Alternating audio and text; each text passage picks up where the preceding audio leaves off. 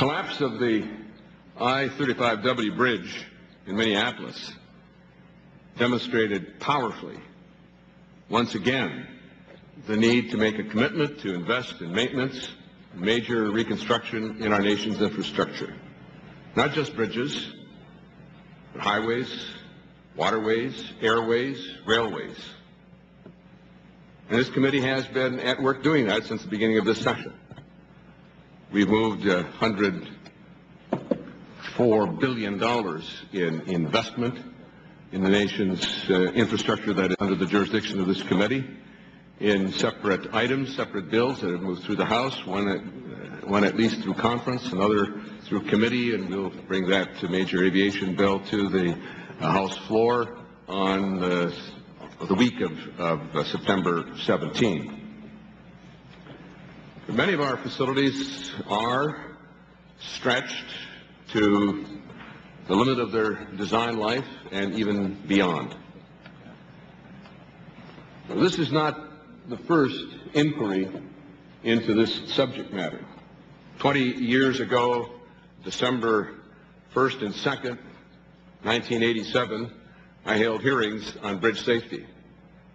Not this entire volume, but the last third of it, on the issue of bridge safety. 20 years after the collapse of the Silver Bridge in Ohio, 46 lives lost. To assess the state of bridge safety in this country and what was being done at the federal and state levels.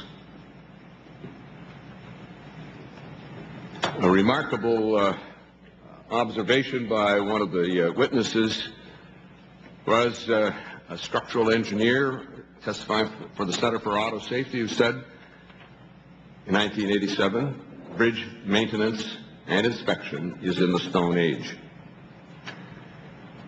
Of the 594,101 bridges on the National Bridge Inventory, that's a very large number. It is 200,000 more than in 1987 when I conducted those hearings.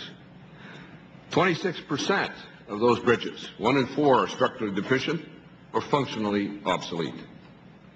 DOT, U.S. DOT, has reported that more than $65 billion could be in immediate cost beneficially to replace or otherwise address bridge deficiencies.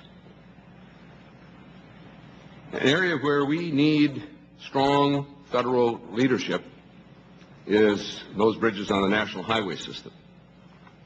That's a 162,000-mile network. It includes the interstate highway system, 46,700 plus miles. It's our strategic highway network for military mobilization. It's 1% of the nation's mileage, but it carries 26% of the traffic. The NHS is 4% of the nation's mileage, but carries 45% of vehicle miles traveled, and 75% of heavy truck traffic, 90% of tourist traffic on our national highway system. There are 116,172 bridges on the national highway system. 55,000 of those are on the interstate. 6,175 of those bridges have been rated structurally deficient, and half of those are bridges on the interstate, over 2,800. DOT reports that the current national highway system backlog of investment in bridge structures is $32 billion. And that includes $19 billion for the interstate system alone. Addressing the needs of bridges is to public safety, to regional mobility, to national mobility, to economic competitiveness. It demands a national response. For 20 years, I've paid attention to bridge, attempted to move here, move there, increase our funding in bridge structures, provide increased capacity in investment through our Highway Trust Fund, but we obviously have not done enough. In the wake of this tragedy, I said, not again. Not another set of hearings, not another long inquiry, not a commission to study, obfuscate, and delay, but an action program. I proposed the National Highway System Bridge Reconstruction Initiative. As soon as we completed action in this committee, and I thank Mr. Micah for his participation in moving that emergency response bill through committee, and Mr. Duncan, Mr. DeFazio, all of the committee responded as one to move that legislation. That was an emergency response. We need a targeted, high priority action on the bridge issue as a whole. Of course, the NTSB, and we'll hear from them later, will in due course provide us an analysis of what happened in their usual thorough, meticulous way. We don't have to wait for that to take on a challenge that is crying for a response. The proposal I've set forth will provide dedicated funding to states to repair, to rehabilitate, to replace structurally deficient, just the structurally deficient bridges on the national highway system. It will inject accountability into bridge inspection, repair, replacement.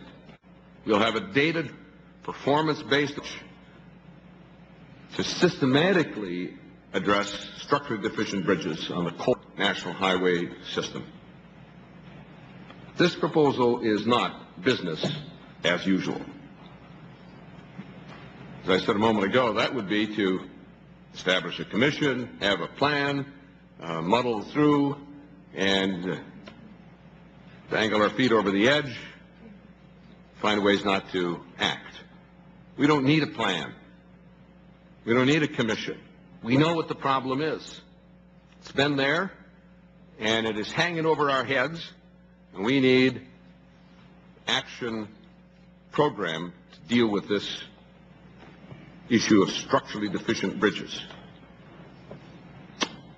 I've received letters of support for this proposal from a broad range of governmental and business, industry, highway user organizations, including the U.S. Chamber of Commerce, the Transportation and Construction Coalition, the Associated General Contractors, Road and Transportation Builders Association, the National Construction Alliance, that is the laborers, operating engineers, and carpenters unions, American Association of State Highway and Transportation Officials, AASHTO, American Highway Users Alliance, Bus Association, Association of Equipment Manufacturers, Associated Equipment Dealers, the National Asphalt Pavement Association, National Ready Mix Concrete Association.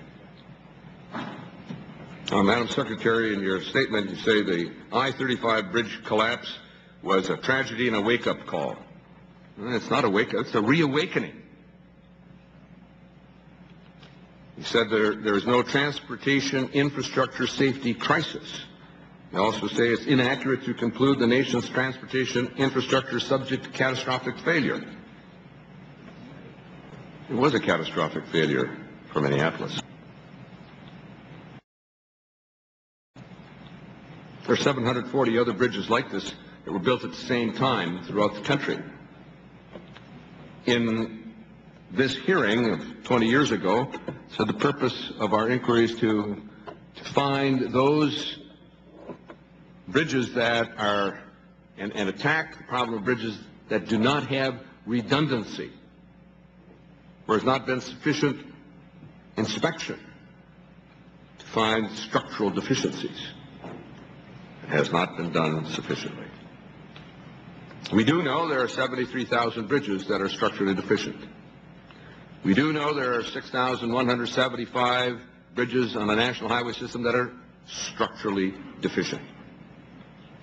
We've produced maps that have been prepared by the Bureau of Transportation Statistics at DOT and distributed those maps to all the members of the House. The DOT, your department, Madam Secretary, has identified a backlog of $32 billion of bridge investments, cost beneficial, that would make improvements in the nation's bridge inventory, and that could be done promptly. Question is, how to pay for it. I don't think that America wants the Congress to say, well, we'll have a bake sale for bridges. They want us to take action to fund that bridge backlog of strategically deficient bridges. Now, I was disappointed in the Secretary's testimony, so I read meticulously last night and again this morning. Never once addresses my proposal. It rather goes on in the administration's repeated song of tolling, congestion pricing, and some I read into it, public-private partnerships, never explaining how tolling is going to be administered, how it's going to ensure that the worst safety problems are addressed first, or how tolling is going to address the needs of bridges. The Secretary does call for a data-driven, performance-based approach. Now, if you take a look carefully at my proposal, you'll find it does that. 1, the initiative will significantly improve bridge inspection requirements. So we needed 20 years ago, we need it again today. I would be morally deficient if I didn't take this opportunity to move ahead and propose something concrete, specific in legislative language. And we do that. Require the Federal Highway Administration and the states to significantly improve and develop consistent, uniform processes and standards for inspection of structurally deficient bridges and inspector training. We cited that as a need 20 years ago. Second, the initiative establishes a National Highway System Bridge Reconstruction Trust Fund for dedicated funding, separate from the Highway Trust Fund, to finance the repair, rehabilitation, and replacement of structurally deficient bridges on the National Highway System. The initiative distributes funds based on public safety and need by requiring the Department of Transportation develop an administrative formula for distributing all funds, prioritizing bridges by state in order of need of replacement, reconstruction, rehabilitation, and will subject that to review by the National Council of Engineering, National Academy of Sciences. So there's Senate review and there's total transparency. I want to know, do you oppose efforts to have a dedicated funding stream? Do you oppose efforts to distribute funds based on public safety and need? And we provide accountability in this measure by prohibiting deviation from that list through earmarks by the executive branch or the legislative branch. The U.S. Congress, the U.S. Department of Transportation, Departments of Transportation. I don't think you want to oppose initiative of that kind. Well, the terrible events of August 1 have sounded an alarm note around the country. Many have questioned the way we operate the system, the way it's financed. But we have to make a decision. We have to decide we're going to attack this problem, and it would be irresponsible to say we're going to do it without a means of funding it. And so I've set forth a proposal in which we can fund this separate bridge trust fund in the way we've done our federal aid highway system since the days of Dwight Eisenhower. If it was good enough for Dwight Eisenhower, it ought to be good enough for this administration and for this Congress as well. I've asked Subcommittee Chairman DeFazio to have a second hearing specifically on bridge inspection and technology issues within the next 2 weeks. I hope that following that, I expect that after that we will have at least I hope it will be a bipartisan bill to address the National Highway Bridge Reconstruction Initiative, and we'll consider legislation in my committee in October. Many years ago, I cited this work of Thornton Wilder, the bridge at San Luis Rey. I cited it in a hearing 20-some years ago, the Friday noon, July 20th, 1714, the finest bridge in all Peru broke and precipitated 5 travelers into the Gulf below. The bridge was on the high road between Lima, Cusco, and hundreds of people passed over it every day. It had been woven by the Incas a century before. The visitors to the city were always let out to see it. The bridge seemed to be among the things that last forever. It was unthinkable that it should break. The moment a Peruvian heard of the incident, he signed himself and made a mental calculation as to how recently he had crossed it and how soon he had intended crossing it again. People wandered about in a trance-like state, muttering they had the hallucination of seeing themselves falling into the Gulf.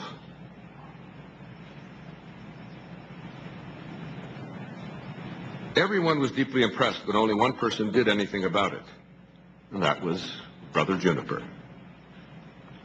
By a series of coincidences so extraordinary one almost suspects the presence of some intention, this little red-haired Franciscan from northern Italy happened to be in Peru converting the Indians and happened to witness the accident.